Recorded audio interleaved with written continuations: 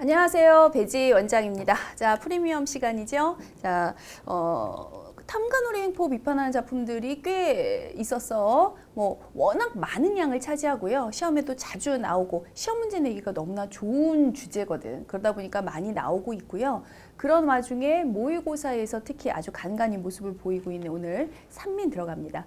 얘까지는 조금 해두는 그런 센스.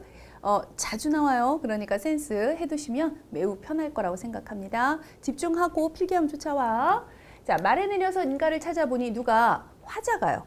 화자가 뭐 나오진 않았지만 주체가 그냥 화자가 말에 내려서 인가를 찾고 있어요. 어딘가를 돌아다니고 있는 중인 것 같아. 자기 집을 찾는 게 아닌 거니까. 그러다 보니 아마도 나그네 정도이지 않을까. 이리저리 뭐 구체적으로 나오진 않았으니까 그게 누구의 뭐를 해 이런 건 중요한 게 아니잖아. 그러니 대충 나그네 정도로 보시면 되는데 보시는 것처럼 말에서 내렸거든요.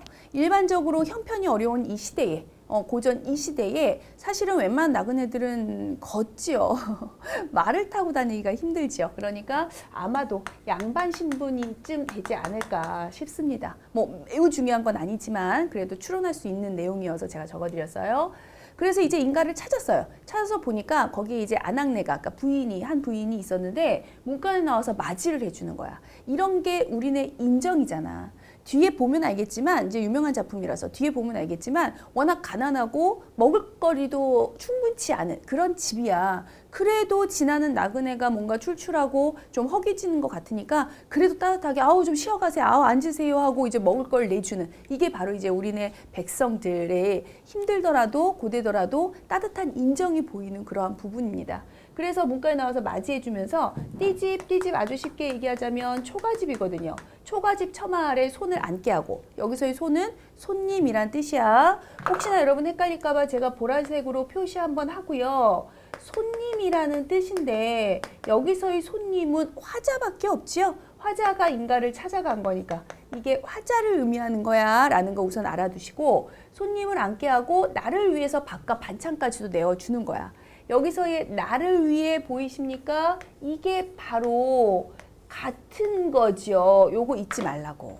그러니까 자꾸만 손이라고 나왔다가 나라고 이런 거 헷갈리면 안 되고 어차피 고전은 해석이야. 그러니까 정확하게 해석을 할 줄 안다. 앞뒤 문맥에 따라서 이걸 요하는 거고요. 어쨌든 유명한 작품 같은 경우에는 내 스스로 하려고 노력하지 마. 내가 말해주잖아. 그거 말해주는 거 기억해서 저 내용이구나 하고 그 작품을 기억해 놓는 거. 이게 고전 시가의 학습법. 현대시하고 완전히 다르지. 현대시는 그렇게 학습하면 안 돼. 외우다시피 하면 안 돼. 이렇게 말을 했잖아. 그러니까 학습법대로 공부하는 거 잊지 마시고요. 어찌됐든 나를 위해서 밥과 반찬을 내와요. 이 정도면 참 인정 있는 요 정도에서 쓸까요? 참 인정 있는 우리의 백성들의 삶의 모습을 볼 수 있습니다. 그래서 질문을 하죠. 제가 요거 슬러시 표현을 한 건 뭐냐면 너무 길어서 그리고 굳이 중요하지 않아서 제가 요약을 한 거고요. 여러분들 교재 있으니까 교재로 한번 보시면서 읽을게요. 남편은 어디 나가 있는지 부인만 있었잖아. 그래서 남편은 어디 나가 있는지 하고 물은 거예요. 물었더니 산밭을 아침에 소 끌고 산에 올라갔는데 산밭을 일구느라고 고생을 하면서 저물도록 돌아오지를 못하는 거예요. 만약에 이게 평지에 있는 논밭이라면 그냥 뭐 갈고 닦고 하면 되는데 산에 있는 밭이잖아. 산에 있는 밭이라는 게 쉽게 얘기하면 막 돌덩어리도 많을 거고 막 기울어져 있을 거고 막 그거 갈고 뭐 하고 하는데 너무 시간이 오래 걸리는 거지. 그러다 보니까 날이 저물어도 돌아오지 못할 정도로 그렇게 고달픈 힘겨운 삶을 살고 있는 거죠. 그렇다면 중요한 게 이제 뒤에 나오겠지. 왜 굳이 이러는 거야, 얘들아? 평지에 가서 살아. 사람들이 있는데 아니 왜 산에서 그 산밭을 일구느라고 힘들다면서 왜 굳이 이러고 있는 걸까를 알기 위해서 뒤에 보니 심지어 여기는요 사방에 이웃이라고는 없어요. 그리고 닭과 개만 산기슭을 오르내리고 있을 뿐이에요. 그러니까 이웃, 사람을 찾아볼 수 없는 거죠. 그리고 그냥 닭, 개 정도? 사실은 닭, 개가 우리한테 막 사람으로서 친구로 할 수 있는 건 아니잖아. 굳이 여기에 한자성 하나만 하고 가자면 사방에는 아무것도 없어요. 친척이라고는 없어요. 해서 사고무친이란 거. 아무도 내 주변에 없다라고 할 때 사고무친이라는 한자성어는 하나 알아두시고 그 정도로 아무도 없어요. 굉장히 외로운 그리고 쓸쓸한 그러한 삶을 살고 있네요. 아까 봤지 얘들아? 논밭 일구는데 산 이어서 굉장히 힘들어서 고달프기까지 한데 심지어는 외롭고 쓸쓸하기까지 해. 이것만? 아니, 하나 더 있어요. 숲속에는 사나운 호랑이가 많고요. 나무를 뜯어도 얼마 되지 않을 정도야. 호랑이 얼마나 무서워. 잘못하면 잡아먹히는 건데, 그리고 산나무 같은 경우에는 얼마 되지 않으니까 뜯어도 별로 그 식량으로서의 양이 없는 거죠. 그러니 얼마나 무섭고 고통스러운, 그러니까 무서운 그리고 고통스러운 그러한 삶을 살고 있는 거죠. 이쯤 되면 정말 의아스럽잖아. 슬프다. 참 슬프구나. 그래서 묻습니다. 외짐 살림살이가 무엇이 좋아서 가파른 이 산중에 있는고? 라고 화자가 질문을 해봤어요. 외진 살림, 그러니까 외진 곳, 산속을 얘기하는 거야. 아니, 여기가 핵심이어서 제가 이거 하겠습니다. 빨간색으로 할게요. 외진, 그러니까 이 산속에서의 살림이 대체 뭐가 좋다고 여기에서 있는 거야? 라고 물어봤더니 저쪽의 평지가 좋기야는 하지만 당연히 평평한 곳에 사람들 많이 살고 뭐 시장도 있을 거고 이런 곳이 당연히 좋죠. 우선 두 개가 대조를 이루고 있다는 거 핵심적으로 첫 번째 중요한 거 알아두시고요. 두 번째, 여기서의 평지가 단순히 봤을 때는 좋죠. 그런데 중요한 건 거기에 뭐가 있어요? 원님이 있어서 무서워서 갈 수가 없어요. 여기서의 원님이 알지? 얘들아, 옛날에 그 뭐 보통 그러니까 쉽게 얘기해 어떤 관원 같은 곳에 있는 대표자를 얘기하는 거고요. 어쨌든 원님이라고 얘기를 하는 건 우리가 흔히 얘기하는 백성들의 양식이나 이런 거를 수탈하는 그러한 사람, 나쁜 놈 하면 그냥 아주 편하게 요거 하나 쓰자라고 했던 거 기억하시죠? 어쨌든 이가 무서워서 평지 자체는 좋죠. 그렇지만 아무리 산속이 무섭고 고통스럽고 외롭고 쓸쓸하고 고달픈 삶이라 할지라도 이 사람이 더 무섭거든요. 이 사람이 평지에 있거든요. 이 사람이 더 무서워서, 이 탐관오리들이 더 무서워서 못 갈 거예요 라고 하는 소리는 산속의 이 힘겨운 삶보다 원님이 더 나를 힘들게 하고 무섭습니다 라는 소리잖아. 그러니 탐관오리들의 횡포가 얼마나 가혹했으면. 사실 알잖아 얘들아. 옛날에 왜 옛날 사극 같은 거 보면 백성들을 수탈하는 게 어느 정도냐면 어찌됐든 먹고 살 정도는 남겨줘야 되잖아. 먹고 살 정도조차 남기지 않고 세금이다 뭐다 해서 싹 긁어 가버리니까 사실 산속에서 먹을 게 없다고 해도 뭐 먹고 살 수는 있잖아. 힘들어도. 이런 차이라는 거지. 그러니 오죽하면 이 정도로 산속이 이 정도로 힘들어도 탐관오리들이 무서워서 못 갑니다 할 정도야. 그래서 주제는 저 안 쓸 거예요. 여러분이 밑에다 씁니다. 탐관오리의 횡포를 비판하는 작품이죠. 주제 그대로 쓰시고요. 어쨌든 이게 더 무서워요.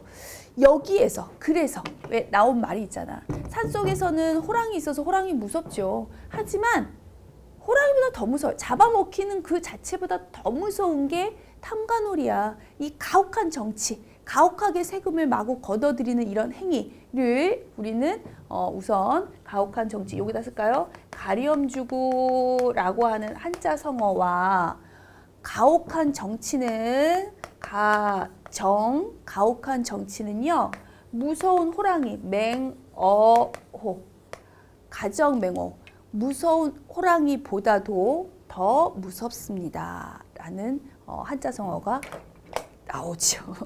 그것을 아주 잘 표현한 작품이다 라고 보여집니다. 가정맹호 때문에라도 이 작품은 꼭 알고 있었으면 하는 작품이에요. 주제는 뻔한 거 이제 이해하시죠? 자, 여기까지 하겠습니다. 자, 이 작품 지우고 다음 작품 들어갈게요. 네, 지웠습니다. 자, 그 다음에 이제 또 다시 시조로 넘어가는데 이 시조를 왜 앞에 시조하고 연결하지 않고 앞에 그 스탠다드 수업할 때 얘기했어. 뒤쪽으로 미룬 이유가 사설 시조거든요. 앞에 할 때 설명했으니까 제가 사설 시조에 대한 설명은 생략해도 괜찮지? 혹시라도 사설 시조를 못 들었다는 건 앞에 수업을 안 들었다는 소리야. 듣고 오시면 됩니다. 자, 사설 시조는 어찌됐던 긴 중장을 가지고 있고, 뭐 총장이 길어도 마찬가지죠. 어찌됐거나 짧게 3장 6구 45자 내외로 세 줄이 정확하게 짧게 있지 않다는 거. 그러다 보니까 길고요. 여러분들 페이지로 오늘은 108페이지라지만 다음 주에 할 109페이지를 보면 어마어마하게 길죠. 이런 게 사서시조입니다. 자, 어찌됐든 사서시조건 뭐건 시조 해석이 우선은 중요하기 때문에 똑같은 방식 제가 해석을 먼저 써드릴 거고요. 이 해석을 통해서 말하고자 하는 바를 찾을 건데 다시 앞에서 내가 얘기를 했던 것 같지만 혹시 몰라 다시 얘기합니다. 기본적인 평시조, 3장 6구 45자에 함축되어 있는 평시조보다 사서시조가 훨씬 쉬운 거예요. 해석도 계속 발음으로 읽어내다 보면 정 모르는 몇 개의 단어 같은 거는 뭐 어쩔 수 없고 만약에 시험 시간이라면 지금은 내가 다 해주지만 그런 걸 빼놓고는 읽다 보면 읽혀지고 그것에 따라서 해석이 사설은 서민들의 작품이기 때문에 대부분 훨씬 더 쉬워요. 뭐 함축된 의미라든가 그 안에 고 한자어라든가 이런 게 많이 없기 때문에 쭉쭉 읽어가면서 쭉쭉 쓰시면 결국 말하고자 하는 핵심만 쭉 뽑아내면 되기 때문에 도리어 간소합니다. 길어 보이지만 그러니까 길다고 해서 인상 쓰지 말고 자 해석만 쭉쭉 편안하게 자신 있게 쓰고 가겠습니다. 개를 해서 아래 하자는 아로 읽으면 되는 거 알고 있지? 그러니까 개를 11문이나 기르되 10마리 정도, 그러니까 10마리가 조금 넘게 할 때 열나문이라고 하기 때문에 11문이라고 한 거예요. 자, 우선 저 해석 먼저 쓰겠습니다. 개를 좀 10마리 정도 조금 넘게 정도를 연화문이라고 보는데 11문이나 기르되 내가 기르긴 기르는데 그런데 있잖아. 요 개같이 얄미우랴. 그 개 중에 한 마리가 있어요. 요 개같이 얄미우랴 라는 소리는 이제 지겹다. 그치 얘들아. 뭐뭐하랴가 나왔다는 건 기본적으로 서리법입니다. 그냥 바로 하고 갈게요. 서리법입니다는 하셔야 되고요. 고전에서 고전 시가에서는 제가 얘기했잖아. 랴, 냐, 가, 호, 오, 이까 그냥 서리법이에요 하시면 돼요. 요게처럼 얄미우랴라는 소리는 요게처럼 얄밉겠어? 진짜 아무리 다른 개들이 그래도 얘만큼 얄밉지는 않아. 즉 이 개가 너무 얄미워라는 뜻이겠죠. 왜 얄미운지 보니 미온님 오게 되면 미온님이요. 자 중장 들어갑니다. 미운님이요. 나에게 있어서 미운님이 오게 되면 만약에 오잖아? 그러면 내 입장에서는 미우니까 그 사람을 쫓아내거나 가게 했으면 좋겠는데 도리어 꼬리를 회 치면서 왜 보통 개들이 좋을 때 꼬리 획획 치는 거 이제 그런 모양 있죠. 이렇게 꼬랑지를 이렇게 회 치는 거 그 모양을 나타내는 거야. 내가 굳이 강조하면서 그 모양을 나타내는 거야 라고 얘기할 땐 이유가 있겠지.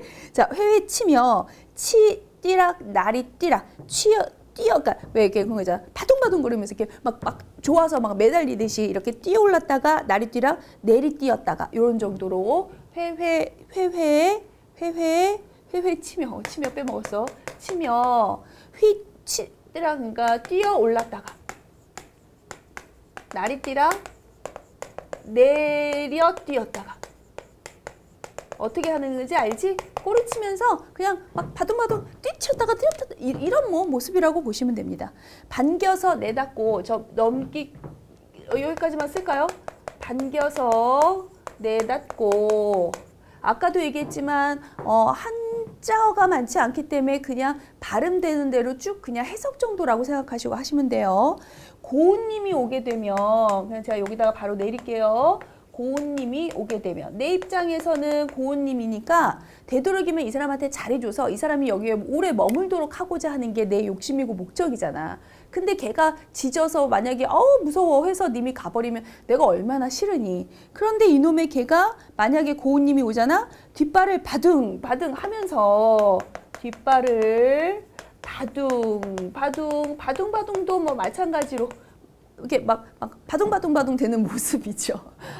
야, 국어 선생님이 바둥바둥을 바둥바둥으로 해석해 준다.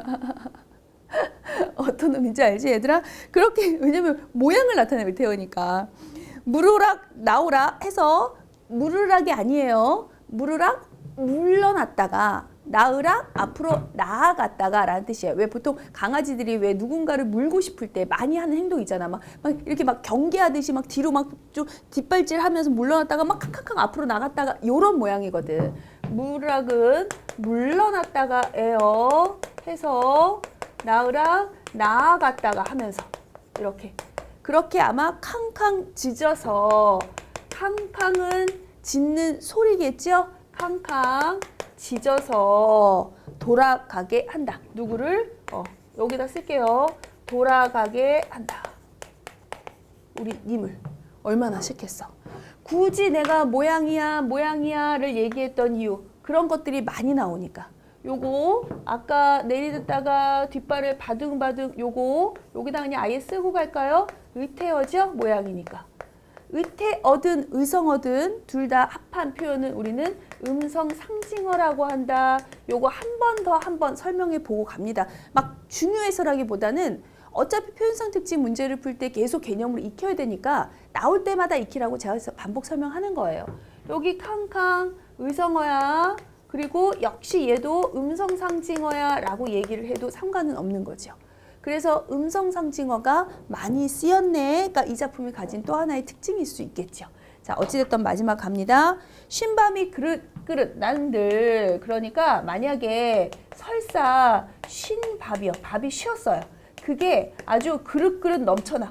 그릇 넘쳐서 쌓인들. 그러니까 신밥은 사실은 아무 소용없는 거잖아. 버릴 음식이니까 아깝지도 않고 사실은 이게 먹어쳐주면 너무나 고마운 일이고 이러니까 얘는 신밥은 줘도 되고 이런 거잖아. 그런데도 그게 아무리 넘쳐난다 할지라도 내가 너 먹일 줄이 있으랴. 너는 절대 안 줘. 내가 너 먹일 것 같아?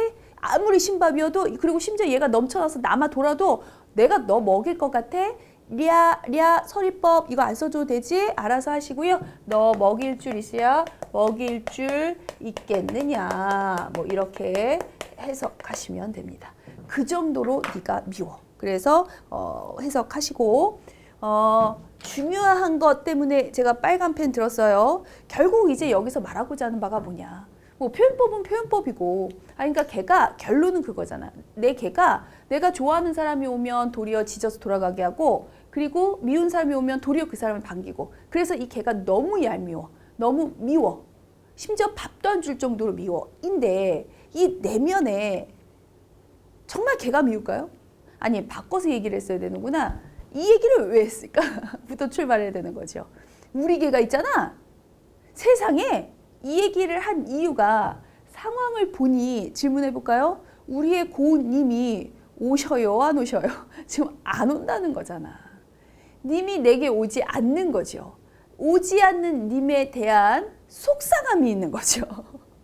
그 속상함을 나 진짜 우리 님 진짜 이 님 왜 이러니? 라고 원망하고 싶은데 대놓고 님을 원망하는 것은 사실은 누구나 할 수 있는 일이고 그러다 보니 님도 님이지만 왠지 저 개가 그래서인 것 같아. 혹은 뭐 실제로 그 개가 뭐 실제로 이렇게 했는지는 모르지만 그러는 것 같이 느껴져. 그래서 그 원망을 님에 대한 원망을 걔한테로 옮기는 거예요. 그래서 괜히 너 때문이야. 너 때문에 님이 안 오잖아. 뭐 사실 어쩌면 화자 때문에 나 때문에 내가 싫어서 님이 안 오는 걸 수도 있잖아. 그렇게 생각하기 싫은 거죠. 그래서 님이 오지 않는 그리움 그것으로 인한 원망을 걔한테 전가를 하고 있다. 옮긴다, 책임 전가한다 이런 표현 들어보셨죠? 걔한테 전가를 하고 있어요. 그래서 여기다가 제가 중에서 써드릴게요. 이면적으로는 임을 원망하고 싶은 마음이고 님을 원망하는 게 맞아요. 그런데 겉으로만 표면적으로는 지금 걔 너 때문이야 라고 걔를 원망하고 있죠. 하지만 실제로는 님을 원망하고 싶은 거야. 그거를 전가해서 걔한테로 책임을 떠넘기듯 원망을 전가했다. 이런 표현을 씁니다. 전가라는 단어가 아주 가끔씩 나오는 개념 단어 중에 하나니까 저것도 나오는 단어예요. 그러니까 기억해 두시면 되겠죠. 그 얘기하려고 이렇게 길게 님이 오지 않는 안타까움, 님이 오지 않는 원망 이렇게 주제 쓰시면 됩니다. 나 지금 말로 했어. 말로 했다고 해서 주제칸이 비어있으면 안 되겠죠? 주제칸이 비어있다는 건 수업을 듣지 않았다. 로 그것으로 판단되어집니다. 페널티라고 쓰고 있는 거죠? 네, 이렇게 정리하시면 되겠습니다. 사사시조는요 기본적으로 서민들의 작품이다 보니까 서민들이 마음 편하게 쓴 거야. 한자어를 많이 쓰지 않으면서 내가 하고 싶은 말을 정말 진솔하게 할 만큼을 다 하겠다. 막 이러다 보니 이렇게 조금은 재미있는, 그래서 대부분은 해학적이죠. 사실 이것도 해학적이죠. 걔가 이렇게 막 짖어서 안 와라고 하는 것조차도 그런 해학적인 작품들이 많다는 것도 또한 팁으로 알아두시면 좋을 것 같습니다. 자, 오늘 수업 여기서 마무리할게요. 그리고 또 다음 시간에 힘찬 모습으로 다시 찾아뵙겠습니다. 수고 많으셨습니다.